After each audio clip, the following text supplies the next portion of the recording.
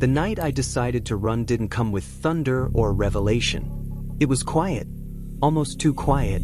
My parents were asleep, the house steeped in the strange calm that only came after long auditing sessions.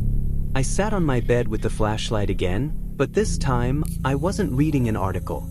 I was staring at a folded bus schedule I had stolen from the community board at the library. It felt absurd, planning freedom with a crumpled piece of paper and a backpack half filled with clothes. But absurdity was better than paralysis. I had seen too many people crushed under the weight of waiting for the right time. There was no right time. There was only now. I slipped the e-meter cans, my personal set, the ones I had been forced to practice with, into the bag.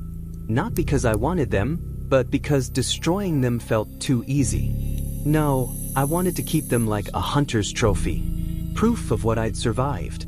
Proof that their machine couldn't see the truth inside me. The hardest part wasn't the leaving, it was knowing what would follow. My parents would be ordered to disconnect from me. Friends would turn their backs. I would lose everything I had known, except for the notebook where I had written all my private doubts. That notebook, tucked against my chest, felt more like home than the walls around me. I moved through the house like a ghost, careful not to wake the floorboards. At the door, my hand lingered on the knob. My body trembled with the thought, what if I'm wrong? What if the outside is worse? What if freedom isn't worth being alone? But then I remembered the sessions, the endless cycles of blame, the humiliation of being told I was not clear enough.